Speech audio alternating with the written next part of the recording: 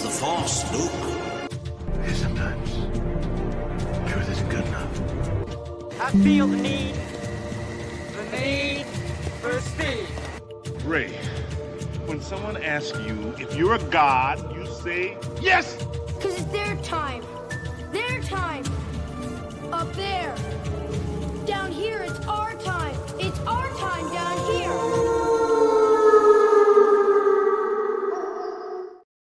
So anyway, I started blasting it. Oh, hey, we're back. Great. Let's get King Z right in here and make up for the lost time of that minor technical difficulty, but we're not going to BS around that.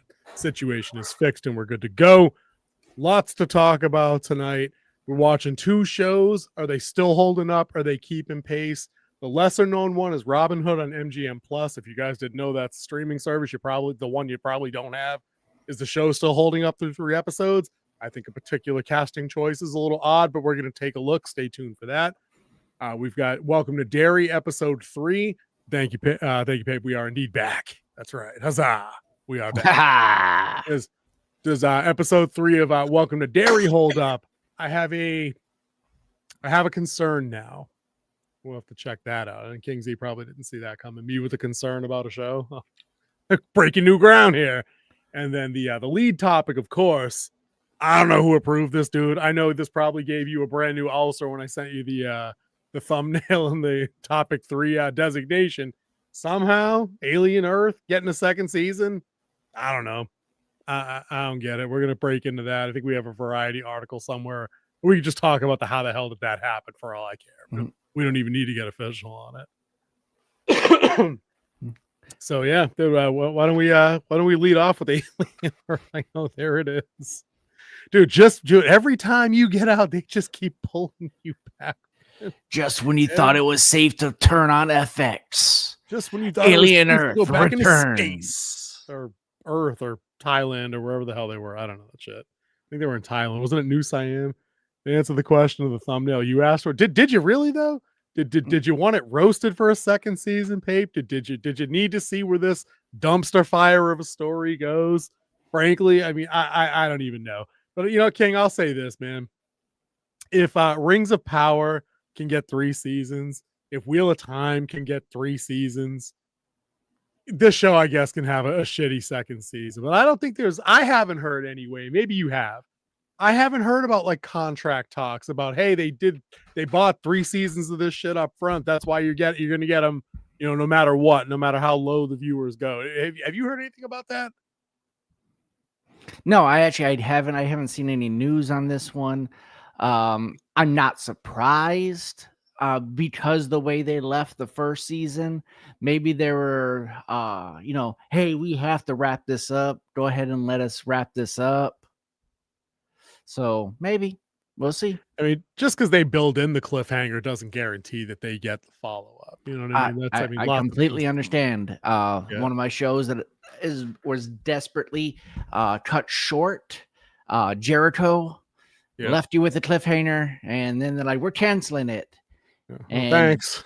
but then, due to the final word said, over 1,579,000 bolts was mailed to the studio, or nuts were mailed to the studio. I remember hearing about that. They brought it back for a short season 2 to wrap it up, but then they left more questions. So it's like they did it because FX kept hinting at they were going to buy it, and then FX never did. So yeah, I can't imagine this show doing any better in season 2. I don't get how they could do it. It'll be the same people working it. How would it get better? You know, I see the numbers going on a trend like any crappy CW superhero show like Batwoman. You know, it started peak and it's downhill from there no matter what by like a factor and a half, just like Rings of Power. And unlike Rings of Power, this show didn't debut with strong numbers after episode 1. Like, it only opened strong for 1 episode for the pilot. You know, Rings of Power at least kept people, your green screens doing you dirty now. Yeah. Rings of Power held people for a few episodes until everybody opened their eyes and realized it was a dumpster fire. This show, No one's impressed by this show. I don't see anybody boasting online that this was a great show to watch, that this is anything anybody found compelling. I see it got dumpstered in most comment sections that I kind of run through. I don't care what the Rotten Tomatoes says on this one. I'm calling bots on all of that. I just don't see. I don't see how people that are normally down for good storytelling found anything great in this show. Besides, like the gimmick of the eyeball monster. Is that really what you want to base your second season around? Like zombie fucking low T guy? That's the play. Yeah. The rest of these characters are completely forgettable. They're completely unlikable. You got a Mary Sue in the lead. You got her cuck brother as like her sidekick who can't die, even though he should have died 4 times over. Plot armor. It's strong in this one. Plot armor. Yeah. You know what I mean? Like I mean, I'm down like Pape's down. Like he called it. Like there's going to be a reaction to this show, but it's going to be us roasting it while we're laughing over drinks. Cause I just don't care. This isn't like watching a Star Wars show go down. Like I knew this was going to be junk.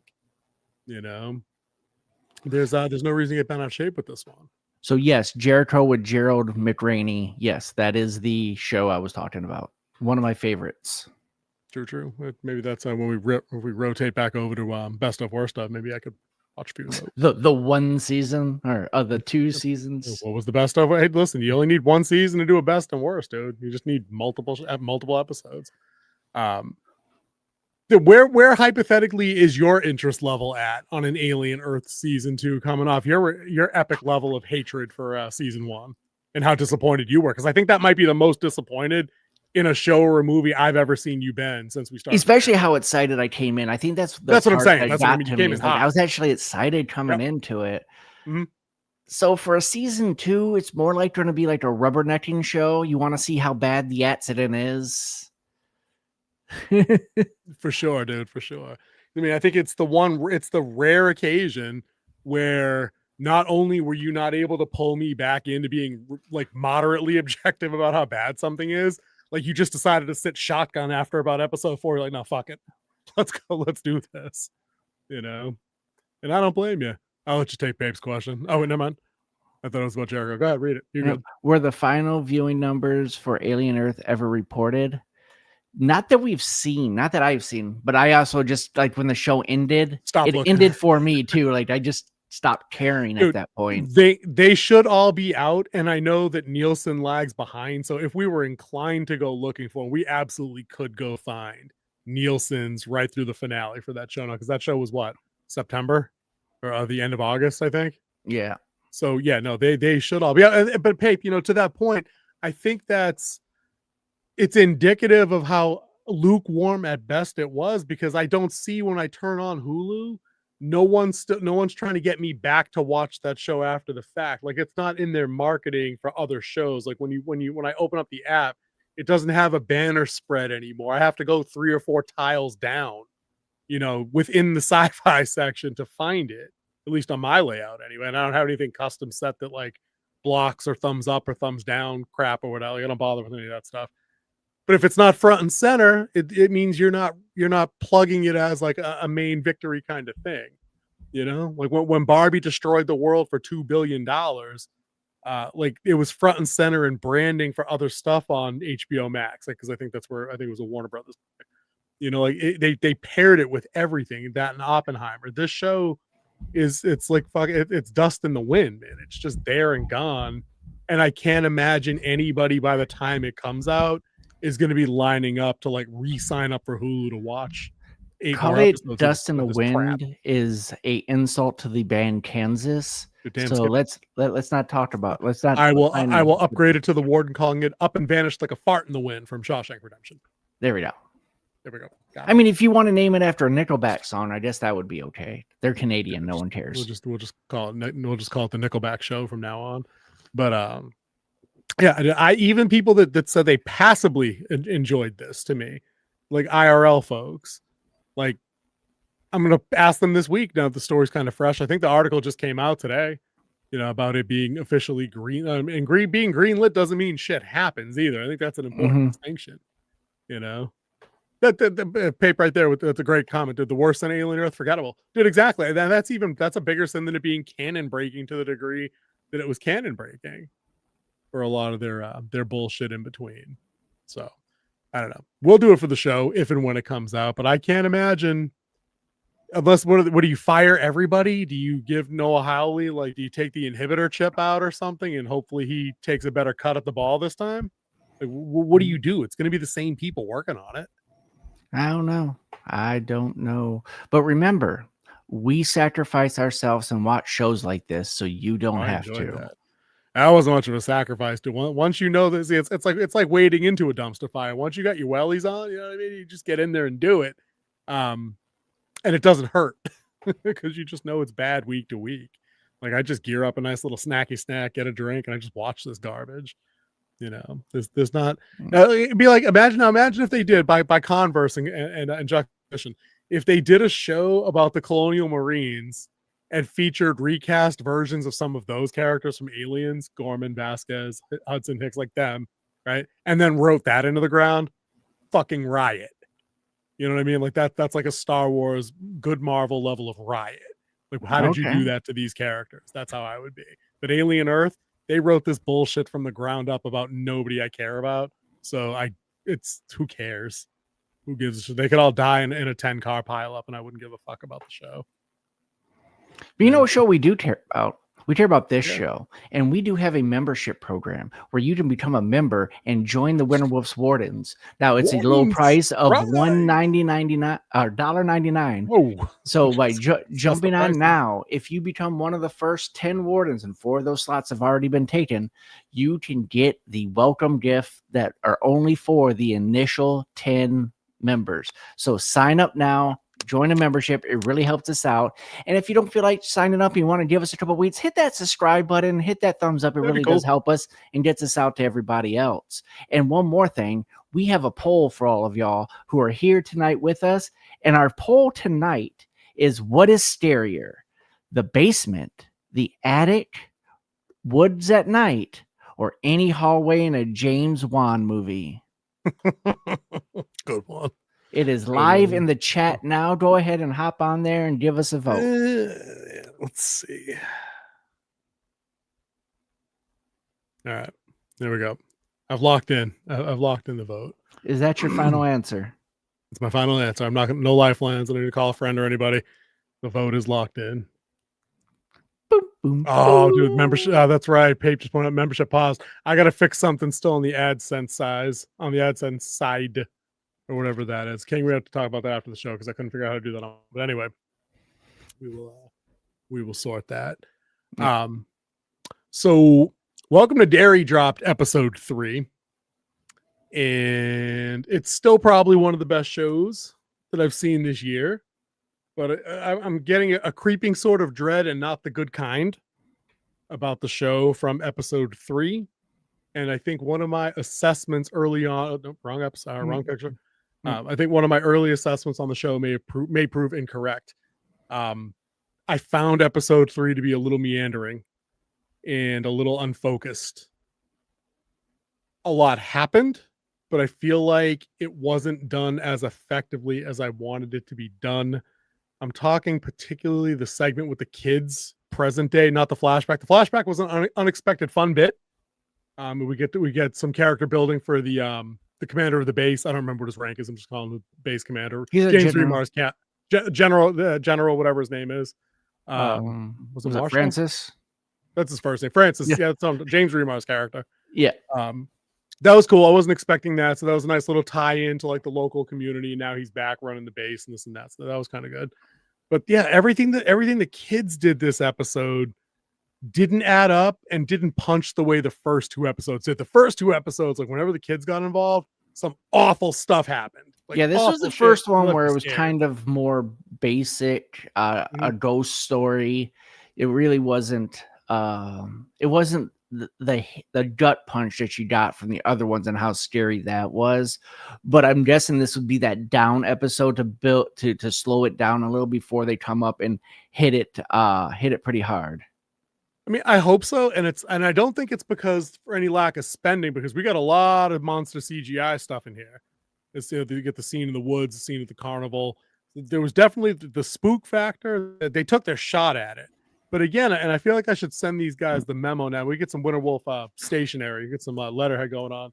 Like, attention, showmakers, stop shooting your title monster in broad daylight, please. Again, stop shooting your big bad in broad daylight if it's CGI. It looks stupid.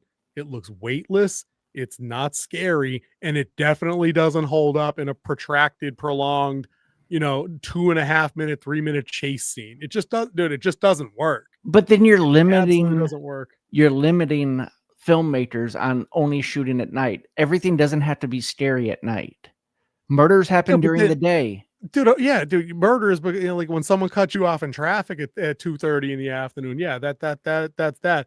But there's nothing scary about having your monster chase you through the woods in broad daylight. If you're gonna do it, you just can't lock the camera on it for 15, 20 seconds at a time. Give me the glimpse. Give me the claws and the teeth coming through the trees. Give me the eyes. But you putting the camera on a dolly, focusing behind the kid as he's running away to watch the monster lope after you, unless your CGI is on point, and it just hasn't been lately, don't do it. It just doesn't work for me, dude. It does not. It stands out and breaks my immersion for the show when they go that route. Like, flipped against episode 2, the scene with Ronnie and it taking the form of her mother and the umbilical cord terror. Know why that scene worked? Shit was dark, dude. If they did that at noon in the sunroom, no. And more than likely, the umbilical cord was actually practical effects made with nylon and disgusting and stuff. Yeah, they probably stuffed some some sausage in there, and then a few other things. All kinds of gangster shit was in there. But you know what I'm saying though. But that vibe worked because it was dark. Because you can't get a good glimpse of the thing when they showed the monster's face. I'm just saying you're limiting yourself at that point. You kind of need to shoot during the day. It did not look that bad compared to some of the stuff we seen in the MCU. That was actually pretty good. Dude, I don't want to punch down on the MCU looking at you, Secret Invasion. We don't need to punch that low while they're down. We all know that show sucked. But I'm just saying, dude, you got to do it Spielberg style, dude. The more you show, the less intense it gets. So if you want to do the during the day thing, you just have to be smarter about what you show in those short controlled bursts and not just like a steady stream. I got you. Everything can't be at night. That makes sense. These kids wouldn't be playing at night on a normal running around town during the day kind of thing. Yeah. It would get monotonous almost. And they could then you run really the risk be together. Right. I mean, they did a night one this one. Yeah. But I mean, they can't do that every night. They have right. No, I get it. They actually have parents that care about them. Yep. True. So I get that. I mean, they need some variety. I'm just saying you need to tactically apply your shots of the monster, and I feel like this was largely a miss in them just leaving the focus just locked in straight on like target painted. It was just too much. So the Oracle is out sick tonight, but she is still sending text messages from her day off. I just got one. It's General Shaw. Peter Wolf is right. Oh, it's Shaw. Okay. Francis Shaw. That's right. That's right. Francis Shaw. Yet Pape has a comment, calls him General Ajax. Tip of the hat, if you understand. I do not get the reference. That might be a war movie thing for King Z to get. Possible. Pape let us know. Yeah. I want to say Platoon, but I'm not quite sure. That sounds about right, actually. The daytime, Pape's got another one here. The daytime stuff has to be included. Let you know that aren't just safe, just dude. Again, I get that, and I'm not opposed to them having the scary shit come up during the day. It's the lingering on the monster that makes it not scary. Jaws works because Alex Kintner gets eaten during the day, but you get the glimpse of the raft going under in less than 3 seconds. You know what I mean? When the kids are in the when they're in like the little lagoon part and the shark rolls in and the guy in the boat gets eaten, you get a glimpse of the shark coming sideways. You don't get it long, and then the guy goes under, and then you don't see the shark again. It's not until the big fucking reveal with the 3 guys on the boat where it comes up and takes a chomp at the cable and the buoy or whatever that you get your first look. And I go, you're going to need he's chumming. You're going to need a bigger boat. They waited 2.5 hours to get to that point. And then I would argue they used too much of the shark even then after the fact, especially like when Robert Shaw's character dies. But whatever. They played it safe to get there to build that tension. You know what I mean? I think just a little bit less of me chasing you for 10 minutes would improve the terror level. It was 3.5 minutes. It's too much.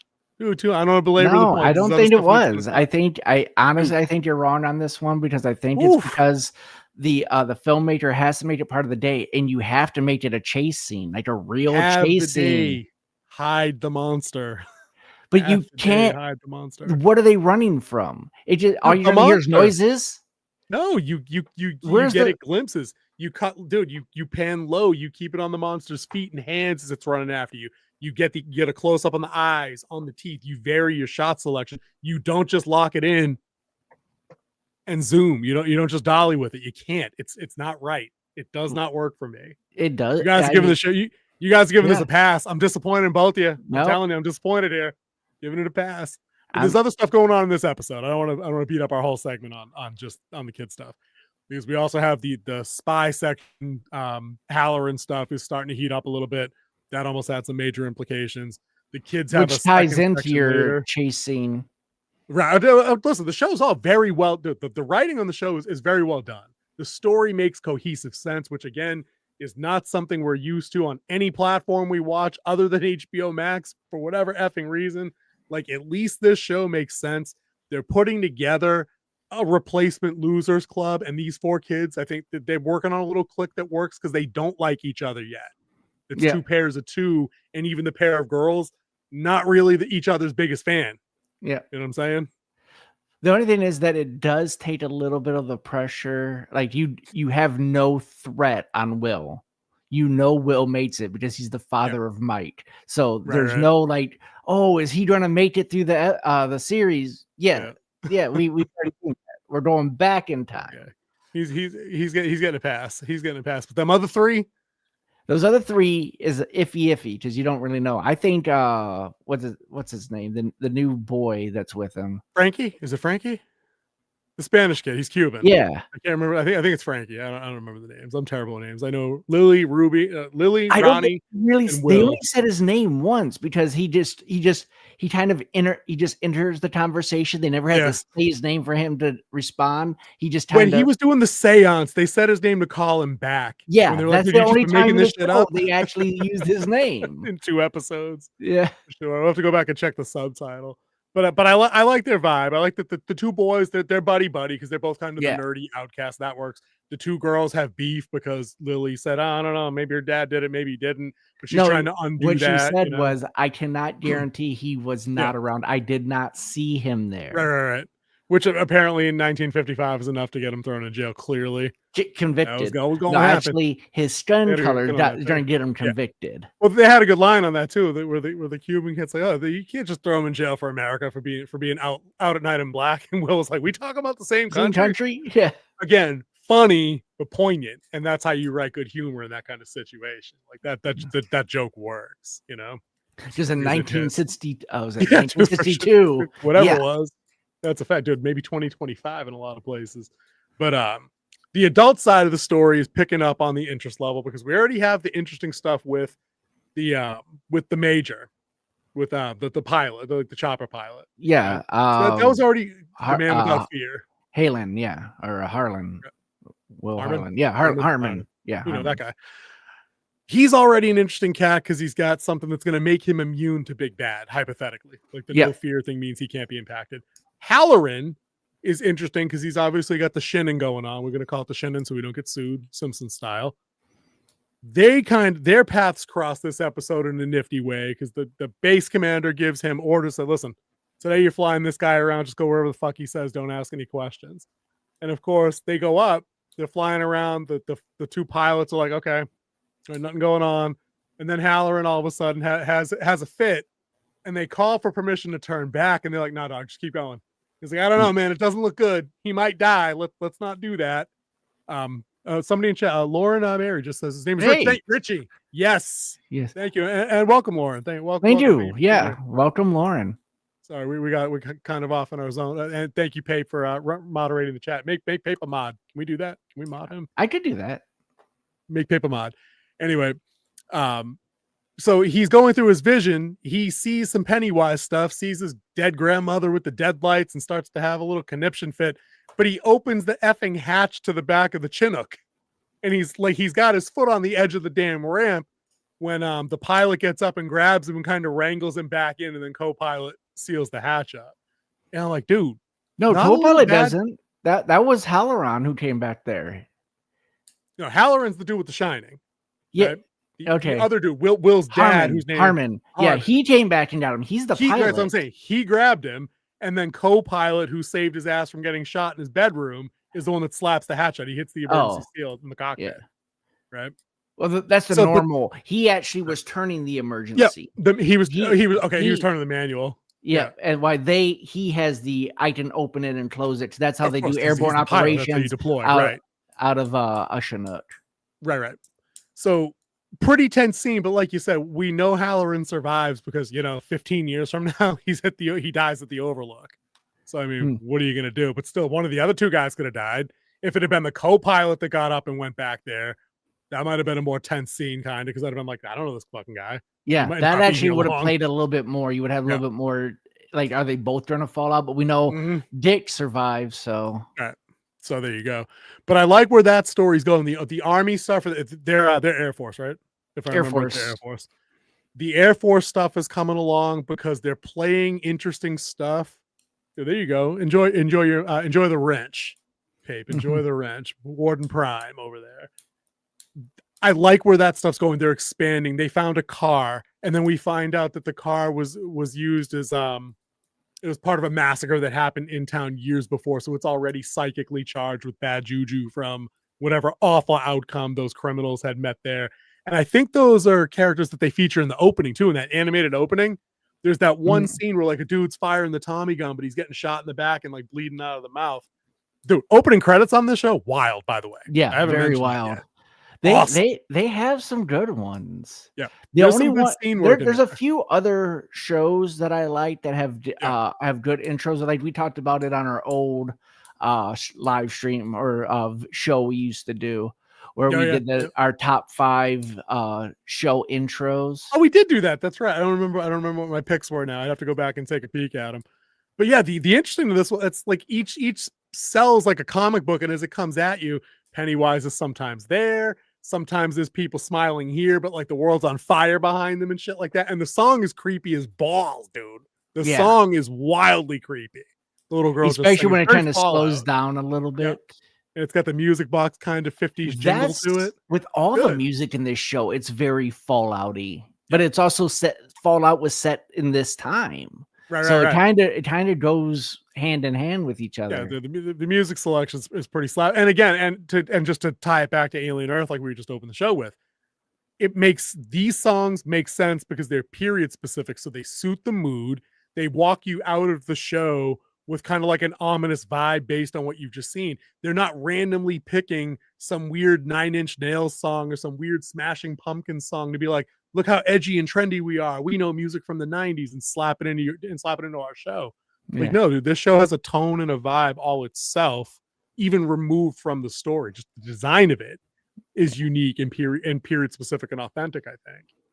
Just a little bit on 9 Inch Nails. Their music for Tron Ares is on point. It was all right. A little overrated, not as good as Daft Punk from part 2, but I thought it was slapping.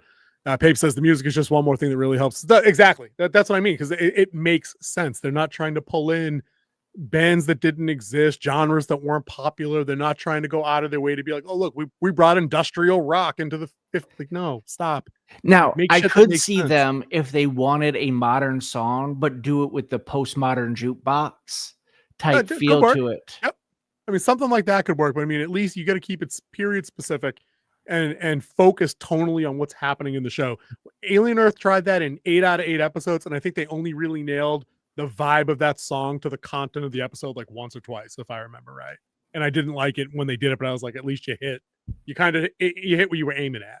Yeah. You know, so to give them a vibe for that. But the adult, I just wanted to mention again, the adult part of the story here.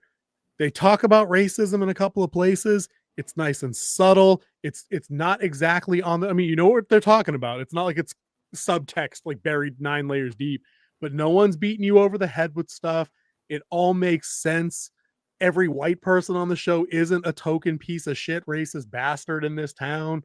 You know what I mean? I'm waiting to see, because there's a minor supporting cast of other black airmen in the show. I want to see if any of them get elevated to other supporting heroes or antagonists, so I can see if maybe they get painted in a way that makes them all tokenized heroes or also one-note villains. But right now, at least when they get to that kind of stuff, it's semi-level and played straight, you know? I'm with that. Oh, definitely, yeah. Definitely pay. Exactly right. And all it does is it just puts better icing on the cake, and the cake was already good. You know what I mean? So when you add appropriate icing to it, it gets even better. It gets even better. So what do you think of the adult side of the story? What do you like? Are you digging the mystery vibe and the search vibe? Because that's basically what it is. They're trying to find Pennywise. They found a car. They're getting closer. Halloran establishes I've seen the thing, but it saw me. It wasn't supposed to see us. We need to knock this shit off or bad shit's going to happen. The warning is down. I like the Native Indian or the Native American side of it as well. I like interesting addition. Which is also they're trying to hide this as well, because they know that it is too dangerous, especially Rose, the antique owner. And then tying it together, because I didn't put 2 and 2 together at the beginning when you saw them two running around, but then when they had the flashback, and then it grew into her older face and her in her antique shop. I'm like, oh, okay, that fits. But I think they did definitely hint at the racism, segregation in this, because they have their little hangout spot that's like leaking everywhere. And then they also when they're having dinner together, and they're like, it's hard enough to be in the Air Force and being a person of color during this time, so you don't want to make the uppers mad. What was his exact line? His exact line was, your personal life needs to be cleaner than your uniform. Yep. And he was at dinner. But again, that's a good examination of, you've got the Harmon. Why can't I remember? Is it Harmon? Is that really his name? Is that Harmon? It's like all right. Halloran. It doesn't help that it's Halloran. You know what I mean? Is the other guy. But it's the Air Force captain and his wife. He's the straight-laced military guy, and she's an activist teacher. Yeah. So when Halloran comes to dinner, he's kind of playing both of them, where he's like, I can understand being an activist, that's important. But on the other hand, your husband is trying to climb the Hanlon. Dude, Lauren, thank you. We're about to, Lauren, you just earned yourself a full-time spot as our fact checker, our backup, because our girl in the chair is off tonight. She's not feeling well. So thank you again with the other name info. Since you're here and you've named 2 of the characters that I forgot, you're obviously paying attention to the show. Your thoughts on the show, we'll take them right out of the comments. We're always happy to read them out. So that 3-way conversation at dinner was good, but the 2-way conversation on the porch after was even better. Yeah. That was some bad stuff. You want to talk about that scene? Oh, you could definitely tell, like, the major there is trying to figure out everything that's going on. Just everybody talks in like out of the side of their mouth with this. They don't. No one actually tells exactly what's going on. You could piece it together, but it's like he's trying to. Yeah, he's trying to get the answer of what they're actually doing while everyone else is, talking around the subject. Yeah, because even Halloran says to him when they're up in the bird, he's like, "Hey, what's in the cigar box? You got cigars rolling in that box?" And he goes, "No." Well, what is it? You wouldn't understand. Like, dude, I'm the one flying the helicopter. Maybe I should understand before you fall out the back like you almost did. Yeah. But no, and I'd be like, just fly. You just fly the bird. I'll be the human compass. Just fly the bird. So they got that line on the porch that wraps up that conversation, because we know Hanlon's a smart dude. He figured out the guy they had locked up for the assault was a patsy. Yeah. Because he brought the gun and he said, a pro could take this gun apart, reload, and pull it on me in less than 3 seconds. But if you're a rank amateur, it's going to take you 2 hands and you're not going to get it right. And then, of course, he instigates him, and, of course, dude can't do it. So we already know he's a smart guy. So when he pieces together, when you just asked me about my son, I had a weird feeling. And I had that same weird feeling the night in my room. So I'm going to warn you now, stay out my head.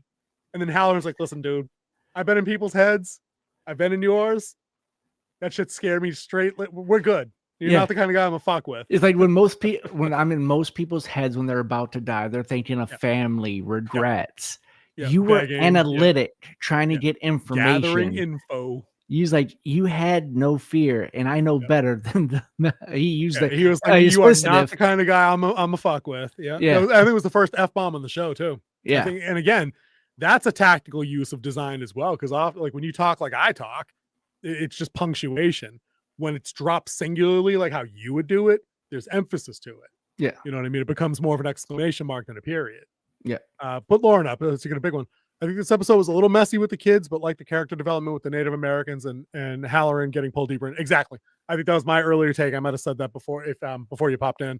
There was just something off with both sides of the kids' story today, whether it was the early parts of the kids trying to get together, and then the graveyard scene, which I wanted to get your take on that, King, too, because I think I have similar issues that I had with the daytime monster chase. I felt like the nighttime stuff, the creature effects were okay, like the ghostly hologram things, and of course it was the kids that didn't make it out of episode 1, I think, if I remember correctly. It was a little bit of that plus some others. Ghouls. Yeah. Yep. But it went, I think it went on too long, and I'm like, can we just get to the part where he's in the crypt and do more time with Will in the crypt? Like we're very Spielberg in this scene. I dropped the camera, you picked the camera up, I leaned over and picked it up and threw it into a tree. Like, I don't know. It felt weird. Like it was too. It was too Amblin Entertainment for me. You're dealing with 3 different things at the same time. One, they're trying to ride bikes in a cemetery to get away. 2, so take away Paper like, French. He's out. He's already fired.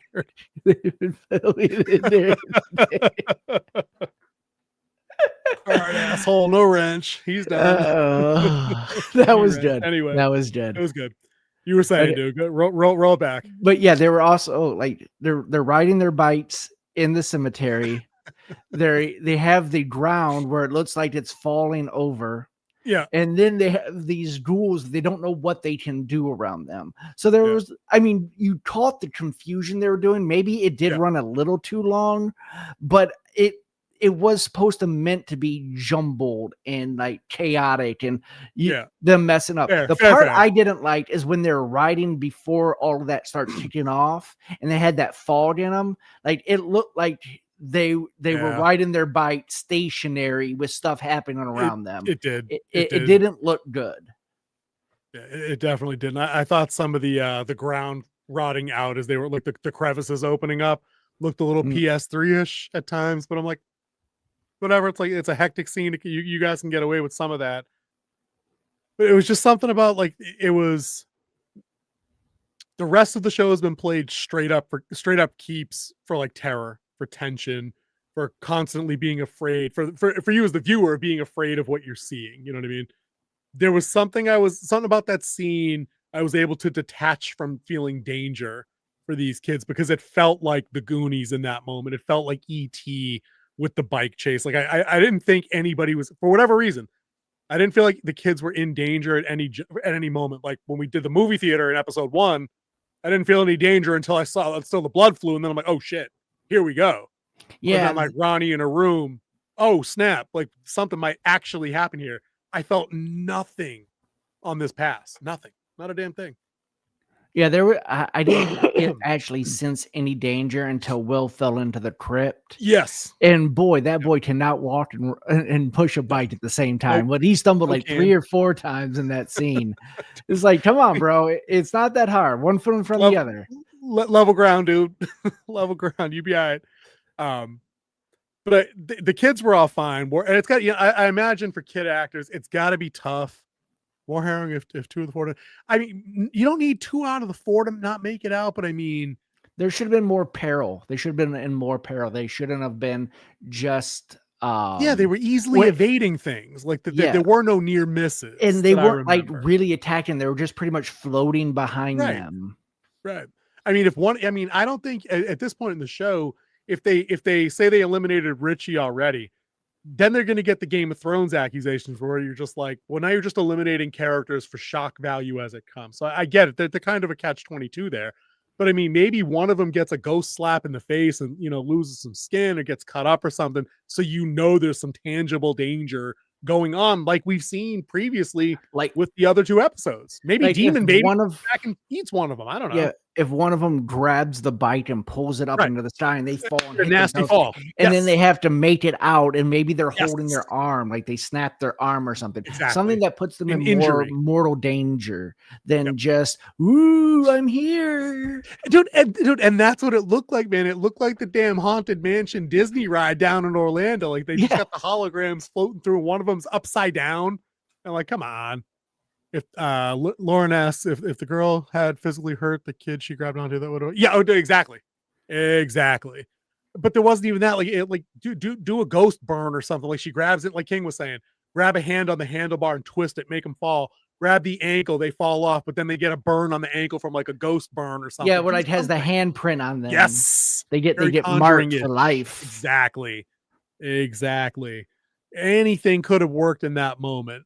You know what I mean? But for it literally felt like the show dropped from like a rated R situation to like a soft PG-13 just for that sequence. And then, like King was saying, though, when dude fell all the way through into the crypt and was detached from his friends, maybe he twisted his ankle, lost his bike, something else could have been done there. But like when he was down, I'm like, okay, well, now what do you do? He's like, flashlight. So at least he was thinking. He's a smart kid. I like that. That was a nice touch. Yeah, if But, like, Will he had a could have twisted been- ankle, it would have made more sense of him falling over every 4 steps with his bike. You're not going to cut that kid a break on that. Huh? Just Oh, like, no. So are we rating each episode, or are we going to wait till the end? Did we do that on the first 2? I don't think we did. I don't think we did. I think we're going to wait till the end, but Yeah. there is a rating out for this episode. I went to IMDb and pulled it. This is based off of 3,000 reviews, where it got a 7.7 out of 10 on this episode. Is that a live not- browser up or is that a picture? That's Those- a picture. Okay, so can you flip it to the other 2 so we know what the first 2? It's about the exact same. I think Okay, the first all right, so episode got a 7.8, Okay. and episode 2 I think All was right. a 7.7 as well. So it's ballpark and it's status quo for the show. I wonder though, and again, it's tough because we're not going to have Nielsen's, we're not going to have Illuminate, we're not going to have Samba TV stuff. I wonder because every one of these episodes, episode 3s of every show we've watched over the last 18 months has sort of been a make or break point for viewership. Like this is either the cliff or a bit of a plateau, and then it holds out for 2-3 more episodes, and then it either bottoms out ahead of a finale or kind of people get interested as they go in. I don't know. This and don't get me wrong, dude. My criticisms of this particular episode have in no way, shape, or form derailed me from the enthusiasm I have for watching this next week. Like this is must watch for Sunday or Monday night when you get around to it. Once again, HBO delivers in their 9 Man. o'clock slot. Dude, it's like they print money out of that time frame. They really do. Like they do sit on a great show, and I'm glad that we've got 8 episodes, right? 8 8 or episodes, 10. so there's Yeah. 5 more. Next week is the halfway point. Yeah, because honestly, like when we were talking about this show over the summer, part of me was like, there's no way this is going to be any good. It's going to be a prequel. It's going to be the Losers Club. They're going to play it safe for TV. Dude, I'm thoroughly shocked and happy to admit that I've been wrong so far. It's been probably right up there with the best horror stuff that I've seen this year. 100%. Because they pulled no punches early. And if they nail without undercutting the It story that comes up in like 20 years or whatever, 27 years. to get whatever it is, if they can land this show, then I'll put it up there as like one of the best shows I've seen in recent memory, because most of the time these prequel shows just ruin shit. You know what I mean?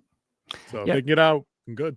And we were talking about, printing money, as HBO is, to help us make some money and keep the lights on. Here's our affiliate link for Opus Clips. Opus There it Clips is a AI-based editing software where you can put your long-form videos and it will cut it into shorts. Automatically, you upload, set your settings, and hit Get My Clips. Then it will give you anywhere from 10 to 40 clips that you to choose from to post quick and easy and save you time. Go ahead and click that link. It gives us a little bit every time someone clicks on it, and have a great day. It's a super easy tool to use. Even I can do it. And as the channel has grown over the last year, it's the app we use now that has given us the most bang for our buck. aside from StreamYard, it's 100% one of the better tools that we use. Yeah, dude, let's no numbers. Let's just sit on a full series review number at the end. We'll just kind of either agree or disagree vaguely with IMDb. I don't know. I ballpark it around there. Like it's not the best. It's definitely not my favorite episode of the 3. That's all I'll say. All right. Not my favorite of the 3. Well, so, yeah. Time to move on. Here we are. So Robinhood. Robin Loxley. Or Robin of Loxley. accent, or I don't know. I got nothing.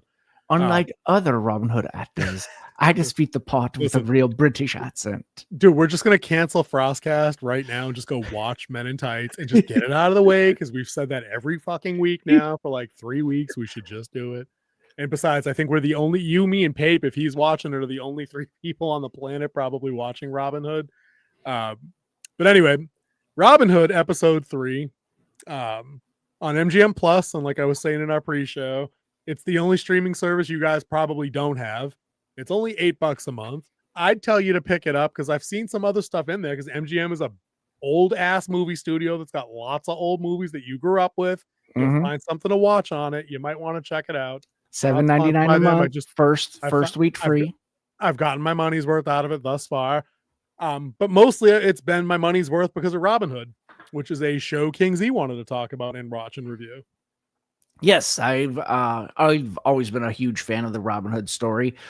My first introduction to Robin Hood was the Disney Robin Hood with the foxes and oodalotty, golly, what a day. I love that.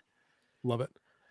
So but this one caught my eye because, one, you're dealing more with the queen than you are the king. This is post Crusades.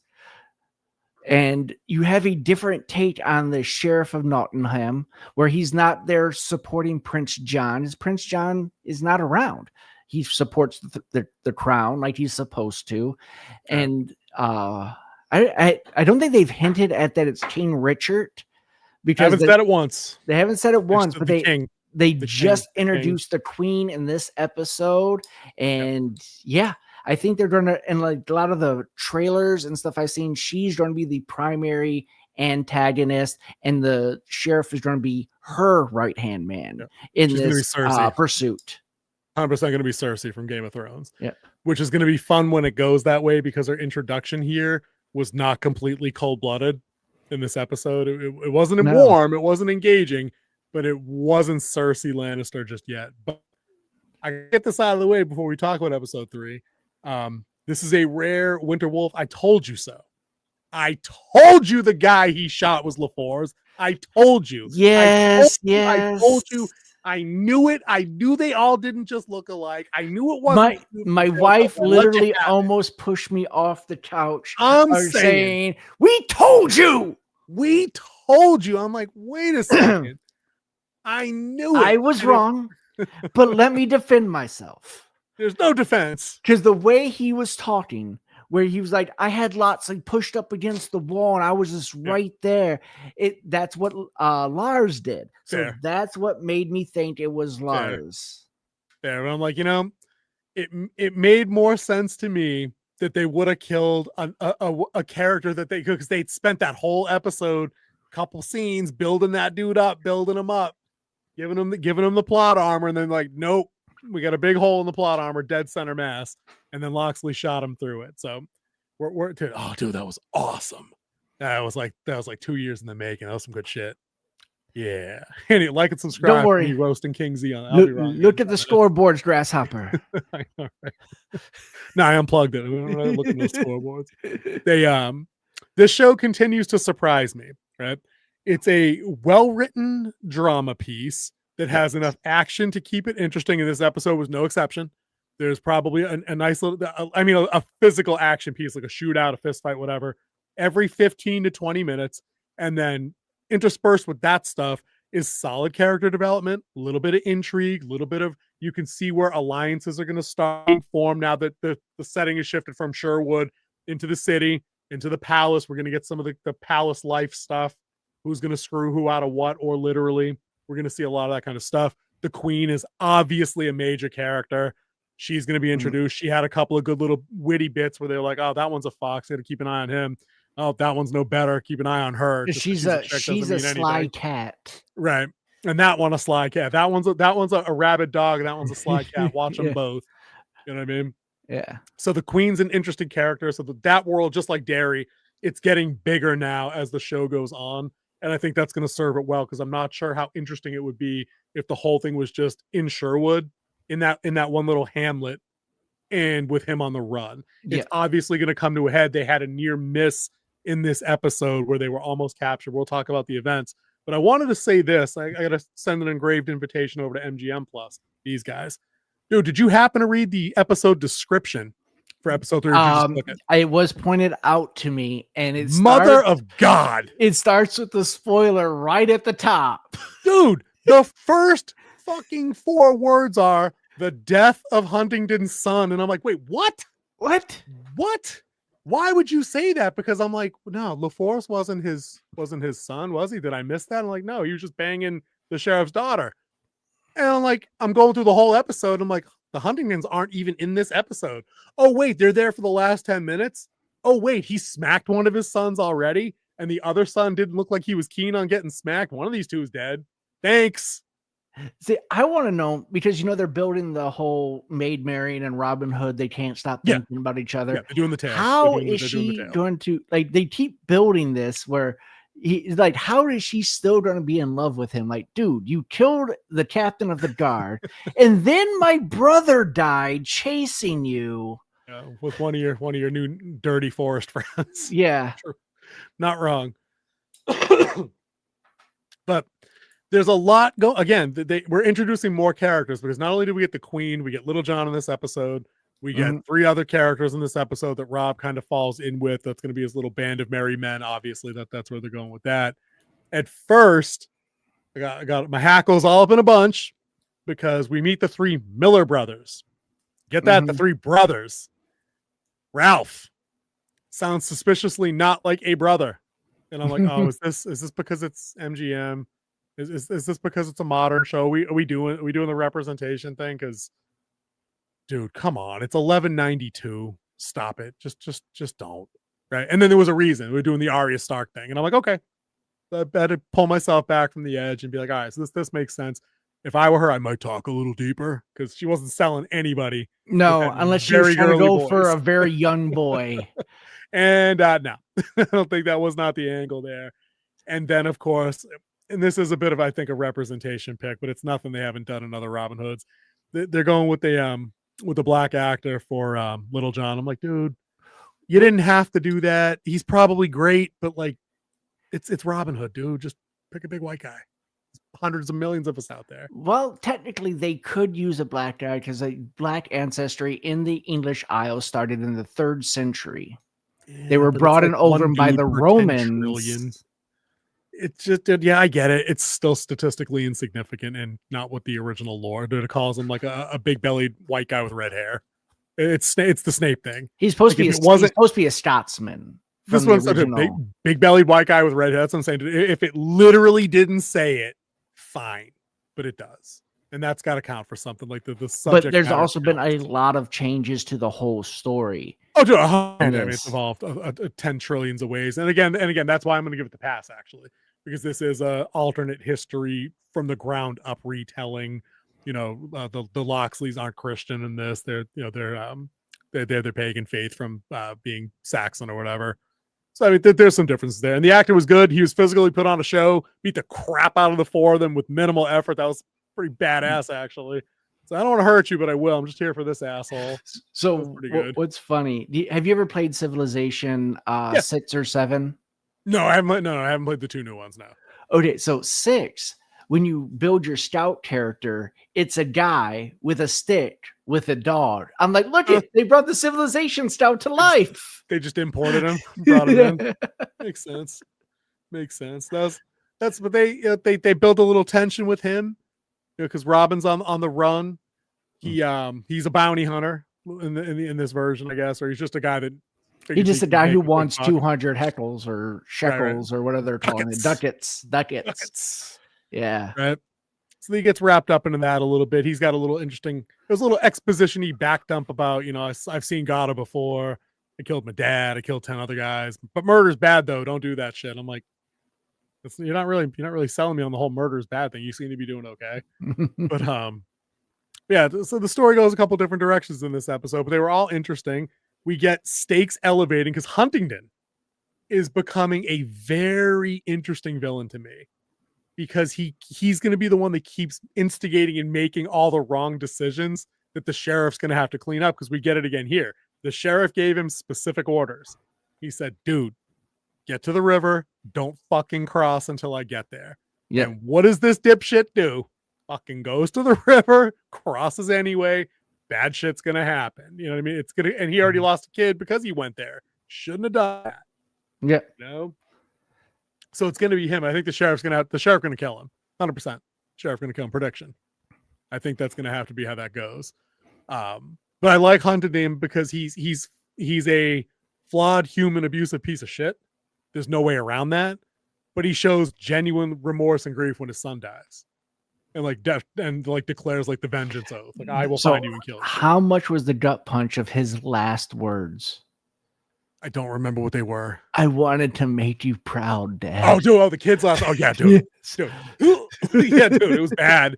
It was rough. Because he had just watched his dad pimp slap older brother for just asking the question, hey, did you have anything to do with the Loxley hanging? Slap. Yeah. Don't you question me, boy. It was good. He got the ring in there. That thing was marked up. Oh, yeah, dude. He gonna have that. It was like the Rick James skit from the Chappelle show. It's like slap. You get the unity on his face. Man. It was unity. Rough. Exactly. Dude, that's exactly what it was. So that whole exchange is good. One of Rob's friends is the one that shoots Aaron Huntington. Yep. So, after Rob taught her how to shoot. Dude, turn around and fucking drilled him center mass. I'm like, okay, yeah. So that's there we Actually, go. it was now more shoulder. It was straight heart though. Near enough through the heart. Yeah, no, he caught him through the heart. It was definitely on that side. So that's a threat escalator right there. Those characters obviously aren't throwaways now. They're going to be part and parcel for the rest of this run through the Vengeance tale. What were the names again? Ralph. Henry is one of them because he said the king's Henry. My brother's Henry. He don't look very kingly to me. Again, funny. Yeah. Funny when's funny supposed to be funny. Henry.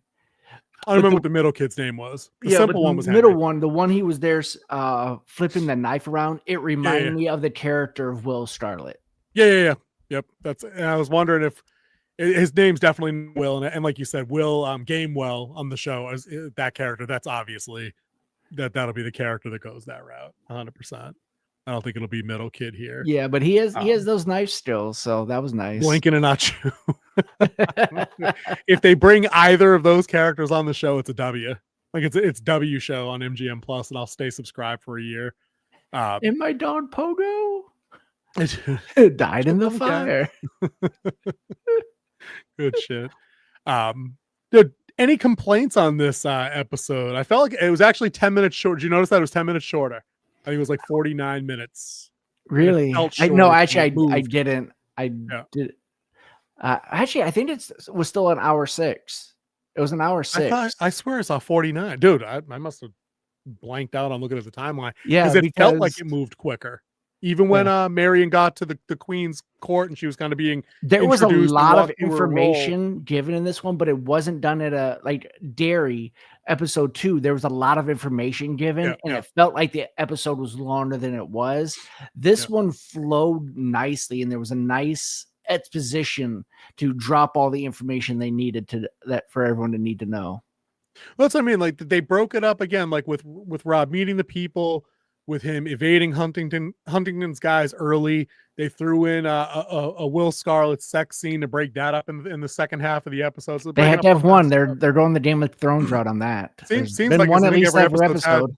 They're throwing one in there at least on each pass. So, I mean, they're breaking it up with enough stuff that's visually interesting for whatever reason. This one was a little more graphic than the other ones too. Oh yeah, definitely for sure. And I think it's probably because the main character was the guy, and it was an unnamed, extra as his partner, and not one of the lead females. One of the maids.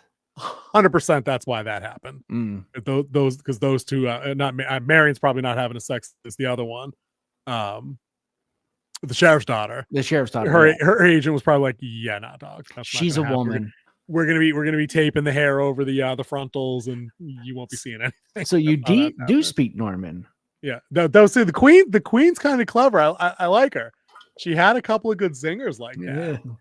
And I like that she's positioning herself as someone that understands flat out, like, I'm not winning any fistfights around here.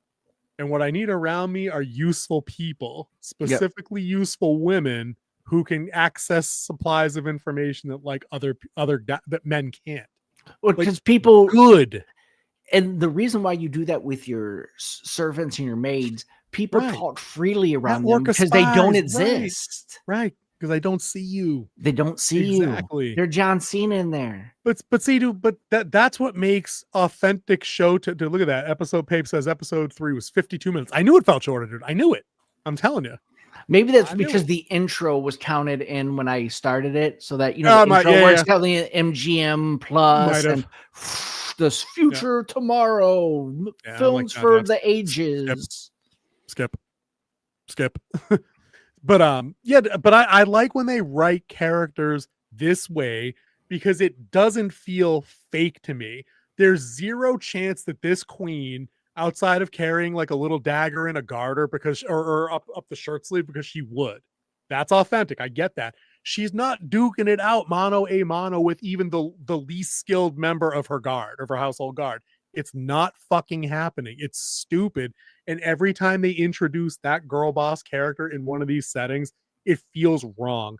Unless you're telling a straight up fantasy show like The Witcher, where you're telling me up front Ciri has powers. She can regenerate wounds. She's actually as strong as a guy, but because of her, she was born under this stuff, whatever.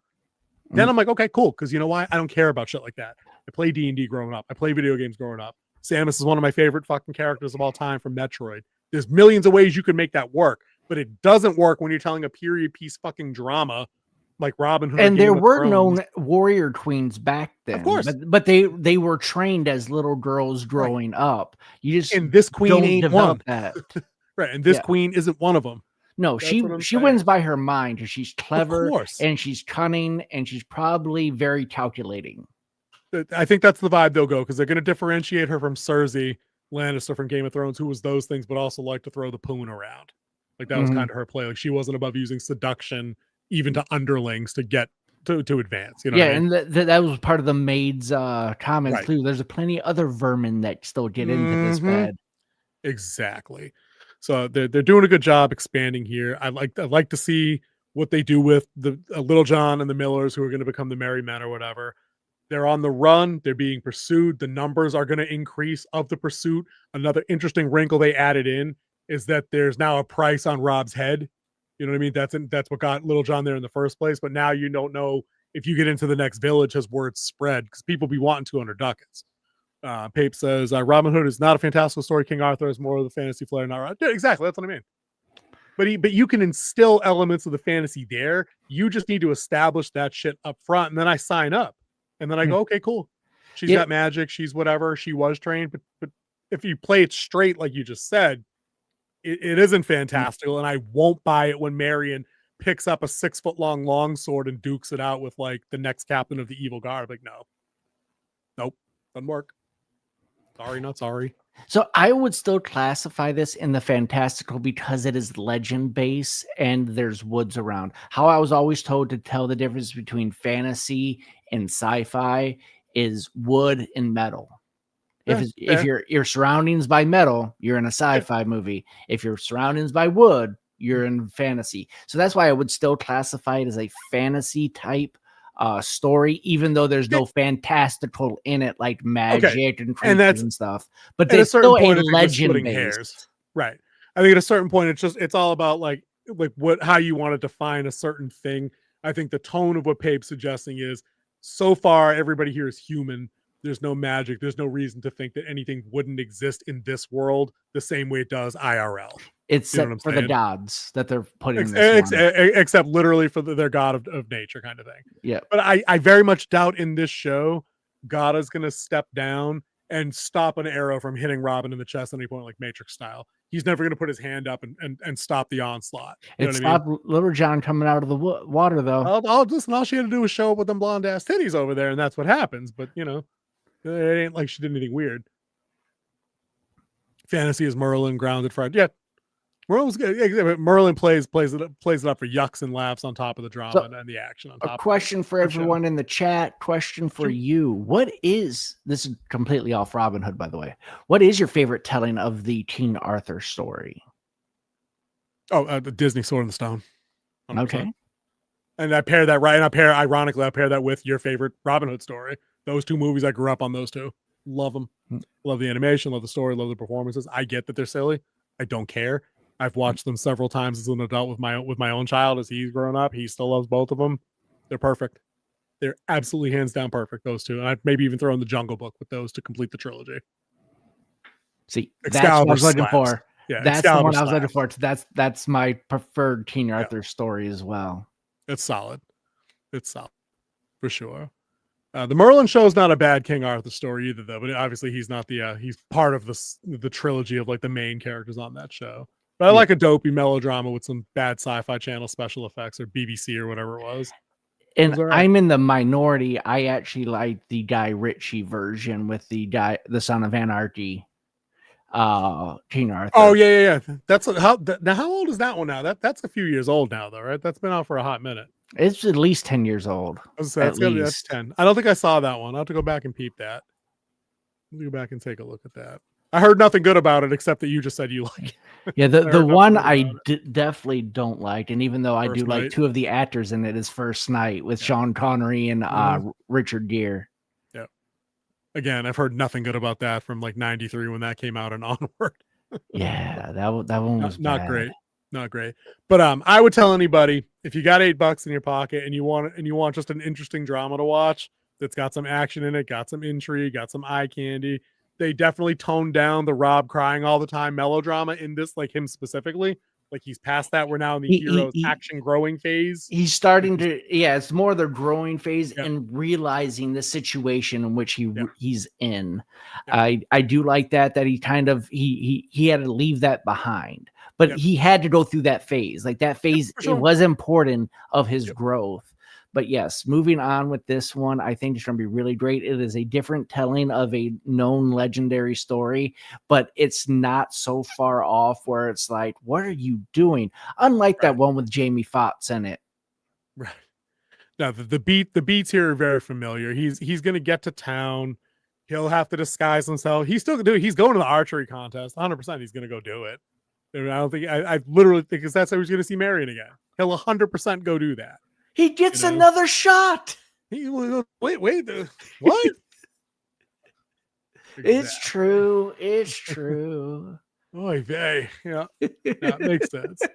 Makes sense. But I think this is a solid show. I'll be watching the rest of this, unless again it goes off on a nosedive and they absolutely drop like the magic bomb into it and really just start. But that's like the meme. Then the car's just going on the highway, nice and even, and you're just going to dip off the exit and just completely sell on the magic. Like the show doesn't need that beyond the glimpses of the pagan god in the woods, just intervening from time to time or inspiring Rob at some point in like the dark moment of the soul kind of thing.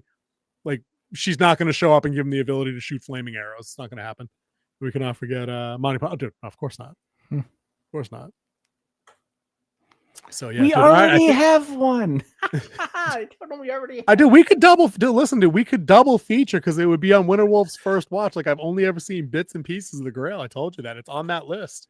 Like I've seen the main scenes. I've never seen the whole thing in its entirety. But we could pair that with Men in Tights and call it. we could triple it with Prince of Thieves and just make a whole fucking evening out of it. The Prince of Thieves. Prince of Thieves. Yeah, we could bring in the Bryan Adams to do all kinds of shit there. All kinds of stuff to be done. But dude, we've gone over even after our restart. I think we need to wrap things up and cut these videos into the pieces they belong in. So we will thank Pape. We will welcome Lauren, who was kind enough to give us names. You could definitely tell we enjoy this show, but here's what the people have to say about it. Look at that. 165 people rate it 7.9 out of 10. Solid.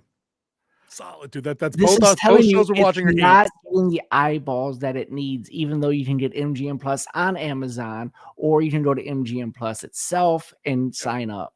Which that's how I have it. I have the MGM Plus app on my Roku, and we signed up that way. Yep, it is available, like you said, through Prime Video. Like if you search Robinhood, it'll pop up and tell you about the free subscription for like the week, so you can watch the first episode, take a crack at it for yourselves. Yeah, right there's what you talked about.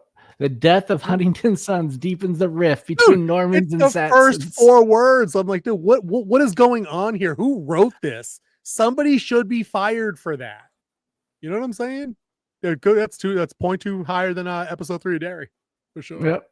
And with go back to the Derry one with probably, 3,000 left votes, 3,000 less votes. Which, well, yeah, that makes it probably easier to keep your 8. You know, like I can get an A on one test and have a 4.0 if I never. I told you that story about Battlefield 6 the other day. I played 1 round of Gauntlet mode, won, and then I'm never going to play it again, so I can retire undefeated. Same thing, same vibe. You know. But yeah, dude, both the shows we're watching are an 8. Dude, we're eating good on shows lately. You know, we're eating pretty good on movies lately too. I'm not sure how Running Man's gonna go though. I've heard we'll see this Saturday. I got my tickets already for this Saturday. We'll have to see how that goes.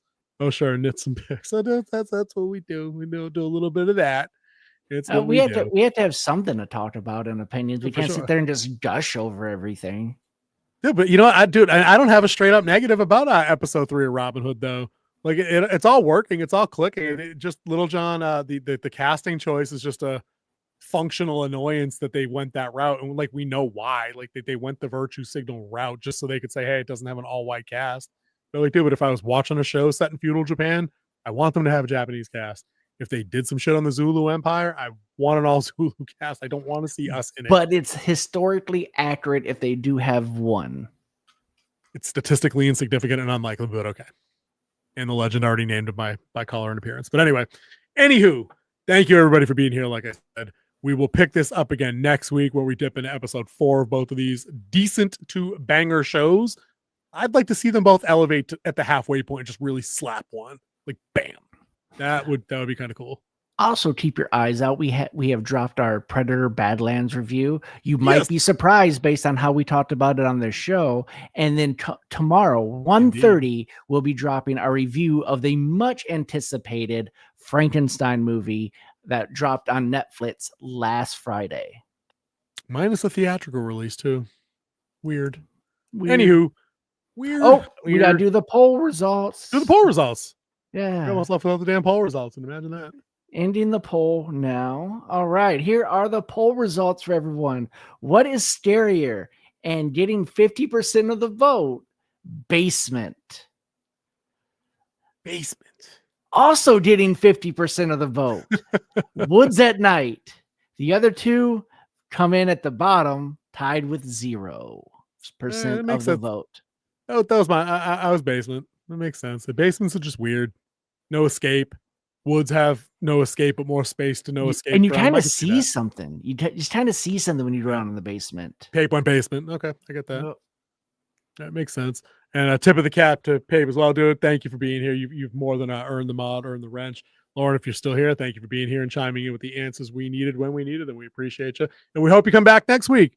We will definitely be talking about Derry again, so maybe you could watch it, pay attention to it better than we did, and get the character names for us again. And our big announcement. I totally forgot. I have next week, we will be covering our 2 shows that we've been reviewing during during this, but the rest of the show is 100% dedicated to Stranger Things season 5 and all past seasons, as well as we talked everything Stranger Things. It will be a theme-based episode of Stranger Things minus our review of Derry and of course Robin Hood. Yeah, we're gonna be gearing up because I think it starts the week after. That's why I thought next week would be perfect to try to just lead into it. Yep. Our thoughts, our theories. We've already did a poll on who we thought would die, but we're also going to talk about why we believe that's going to happen, what 100%. We can see happening, and then we could also take another look at that trailer and break it down a little bit scene by scene. Well, and we have to pause off because we did get demonetized on account of having that trailer. I mean, we didn't email on that. It was disappointing. You know what I mean. Anywho, All right, guys, we're gonna get out of here. Kingsy's got to show me how to fix the AdSense thing, and we'll see you guys next week. Laters. So I need a new sign off. later. So later, it's just gonna be later for now.